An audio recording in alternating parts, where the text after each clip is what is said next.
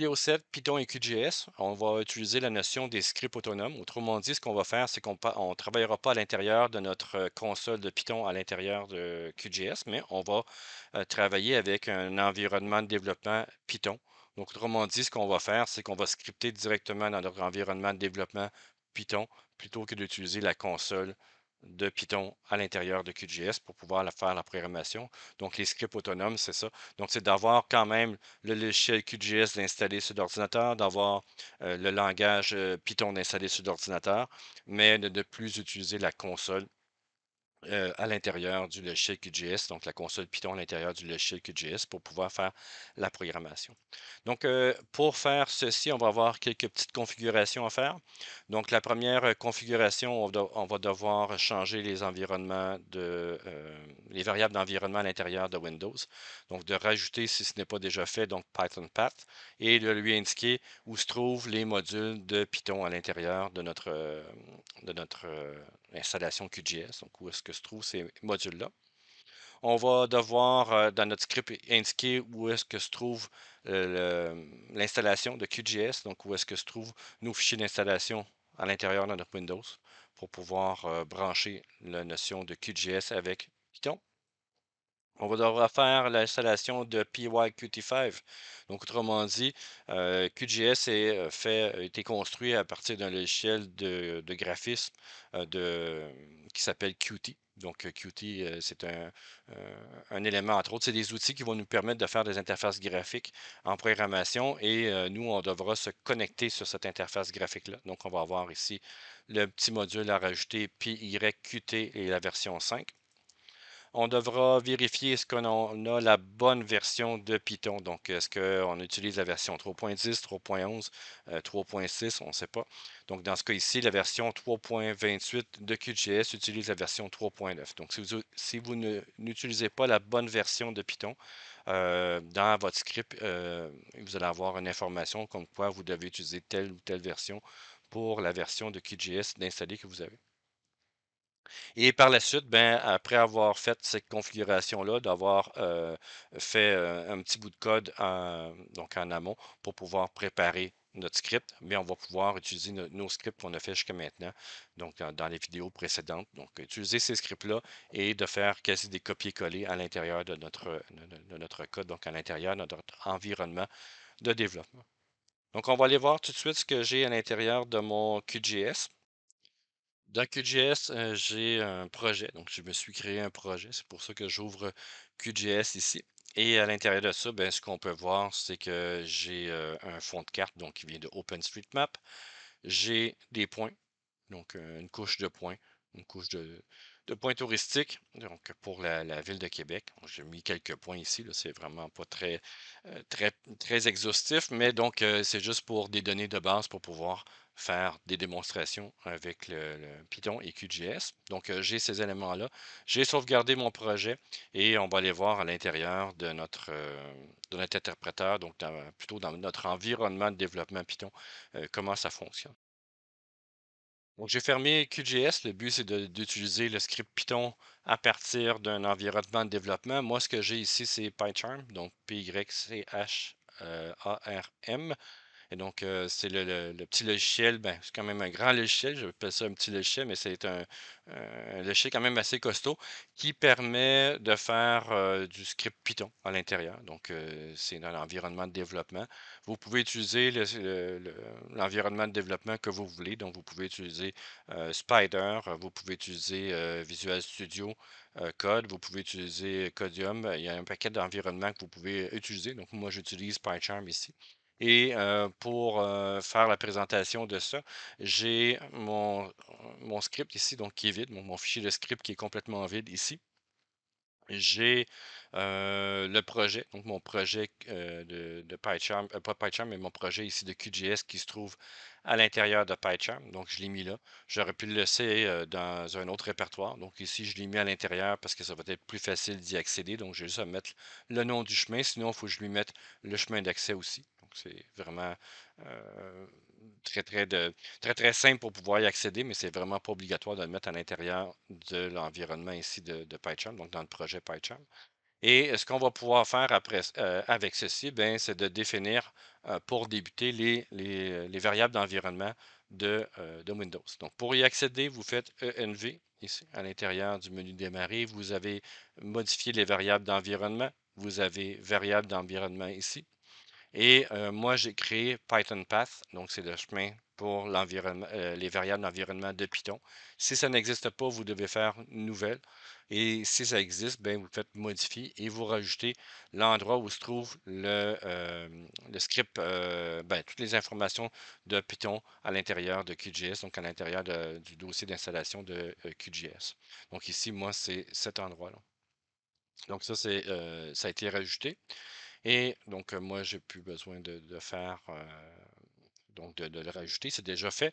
L'autre élément qu'il faut, avant de programmer, donc aller voir ce que vous avez dans les paramètres, donc dans Settings ici, à l'intérieur de votre projet ici. Est-ce que vous avez le module PYQT5 d'installer? Donc, vous devez avoir ça. Et aussi de s'assurer que vous avez bien la bonne version de Python. Donc, vous avez Python 3.9 ici pour la version de QGIS que j'utilise. Donc, une fois que ça c'est fait, c'est bien. Et on va pouvoir commencer à faire le script. Donc, pour débuter, on doit faire ici from. Donc, vous pouvez faire un import complet. Autrement dit, vous faites import, mettons, QGIS core, ou vous pouvez faire ici from QGIS ici, donc QGIS.core. Ici, import, ben, je vais importer tout. Pas juste le projet, mais je vais importer tout.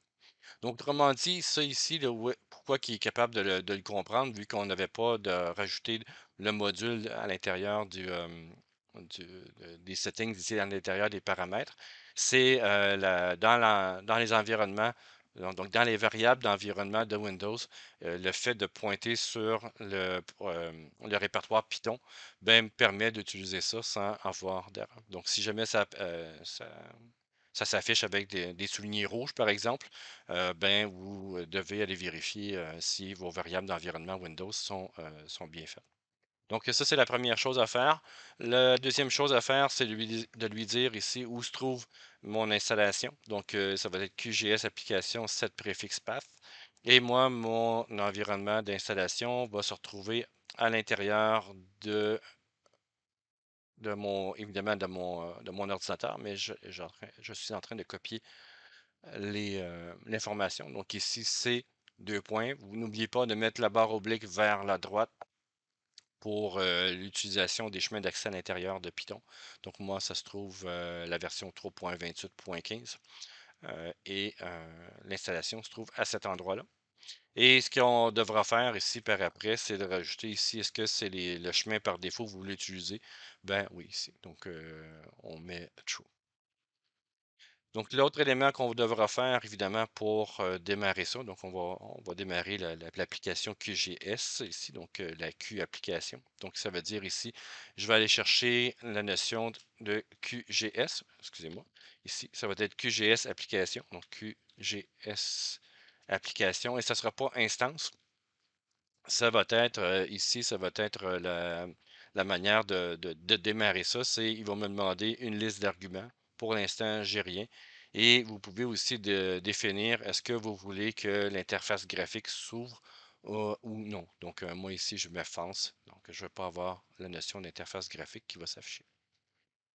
Donc, par la suite, ce qu'on va faire, ben, c'est de définir comme on avait fait auparavant. Donc, projet, par exemple est égal à quoi? Ben, il va être égal à QGS project, ici, point get instance. Donc, on va chercher l'instance de notre QGS, donc autrement dit, notre logiciel QGS. Et à partir de là, ben, je vais pouvoir faire ici projet ici, point read. Donc, point read ici. Et à l'intérieur de ça, ben, j'ai le projet qui se trouve être là. Donc, je vais mettre simplement le nom de projet.qgz. Donc, c'est autrement dit, c'est un projet qui est compressé. Et à l'intérieur de ça, ben, je pourrais dire déjà là en partant, donc d'aller chercher les informations. Donc, qprojet. Par exemple, file name ici. Donc, ce qui est intéressant dans l'utilisation de PyCharm, ben, c'est qu'il nous propose déjà des éléments. Donc, on peut les utiliser ou non. Donc, ça dépend si on veut l'avoir, ces éléments-là ou non. Mais il nous propose déjà des informations et ça va plus vite et ça permet aussi de faire moins de fautes de frappe pour ça. Donc, si je fais play ici, donc il va démarrer QGIS en arrière-plan. Donc, j'ai pas l'icône, il n'y a pas rien. Il n'a pas ouvert le logiciel avec l'interface graphique. Ce qu'il est allé faire, c'est qu'il est allé se connecter sur le logiciel et est allé chercher les informations et me les affiche ici à l'intérieur de ma console. Donc, on peut le voir. Donc, tu peux aller chercher aussi à l'intérieur de ça qu'est-ce que j'ai comme couche. Donc, ici, je peux faire print ici au lieu d'avoir projet.name. Ben, ce que je peux aller chercher à l'intérieur de ça, ça va être projet, mais .map layers. Donc, ici, .map layers qui est là. Et donc, donne-moi toutes les couches qu'il y a à l'intérieur. Si on se souvient, on a les couches à voir, donc autrement dit la couche vectorielle point et un fond de carte de OpenStreetMap. Donc, je devrais avoir les informations. Voilà. Donc, l'identifiant de la couche, le nom et donc l'identifiant de la couche, ben, le type, le nom et donc c'est ça. Donc, les informations que j'ai ben, pour des couches. Donc, je pourrais aller chercher aussi plus finement chacun des éléments, mais je ne le ferai pas ici. Donc, vous pouvez déjà tout appliquer ce qu'on a fait dans les dernières semaines à l'intérieur de cette programmation-là. Et ce que je vais faire là-dedans, c'est de rajouter une couche. Donc, je vais dire ici le chemin vers ma couche. Ici, donc, je vais taper seulement que le chemin. Le chemin va être égal à quoi? Donc, va être égal à un chemin d'accès. Donc, autrement dit, moi, ça va être dans ces deux points temp, donc dans mon répertoire temp, ici, slash ici, donc barre oblique vers la droite. Et là-dedans, je vais avoir les arrondissements de la ville de Québec, donc VDQ pour ville de Québec ici, et arrondissement.shp. Donc, les données proviennent de Données Québec, donc Données ouvertes Québec. J'ai ces informations-là et à partir de là, ben, je fais comme on a fait dans d'autres vidéos. Donc, je dis ici qu'une variable qui s'appelle couche va avoir QGS vector layer. Donc, je vais me faire ici un objet à partir de la classe. Donc, le chemin, ben, c'est quoi? Ça va être le chemin. Et le nom que je vais lui donner à l'intérieur de la couche, donc à l'intérieur de l'interface graphique, même si je ne le verrai pas, c'est faut que quand même je le nomme. Ça va être arrondissement, par exemple. Et on va avoir aussi le provider, donc autrement dit, quel élément va pouvoir faire le rendu, c'est l'OGR. Et là-dessus, ben, ce que je vais faire, c'est projet. Donc projet.addMapLayer, donc il me le propose déjà, et la couche. Donc, pour être bien certain que j'ai vraiment la bonne information ici, je vais réduire un peu mon code et je vais demander qu'il me réaffiche les informations pour voir si ça a bien fonctionné. Et absolument aussi, qu'est-ce qu'on fait pour sortir de QGS lorsqu'on a terminé de faire notre code pour bien sortir QGS ici, point, et vous faites exit QGS. Donc, ça permet de libérer tous les éléments en mémoire donc, que Python a pris et ça permet de bien sortir de, du logiciel. Donc, en faisant ceci, on va pouvoir voir que j'ai OpenStreetMap à voir et présentement, donc une fois que ça c'est fait, j'ai arrondissement, OpenStreetMap et je devrais avoir aussi à voir donc mes trois couches qui sont là. Donc, évidemment, quand je réouvre ici, ce n'est pas sauvegardé. Donc, pour pouvoir en faire la sauvegarde, ben, je devrais dire ici dans mon projet, ben, sauvegarde le projet sous un nom ou sauvegarde sur le même nom pour avoir les informations. Et là, je pourrais réouvrir le projet puis voir les modifications. Donc, pour le faire, ce que je peux faire ici, c'est de rajouter projet. Ici, point write. Et je vais lui donner le chemin. Donc, par exemple, projet2.qgs. Et en le faisant rouler, donc, il va créer le fichier en question. Donc, j'ai projet2.qgs qui est ici. Et si je double-clique dessus, donc dans mon répertoire. Donc, ici, j'ai projet2.qgs. En double-cliquant dessus, ça va m'ouvrir évidemment QGIS et on va aller voir si les informations ont bien été rajoutées. Et voilà. Donc, j'ai mes arrondissements qui ont été rajoutés à mon projet. Donc, l'ordre ici a été mis sur le dessus, mais je pourrais changer aussi l'ordre ici d'ajout de mes couches à l'intérieur de mon projet.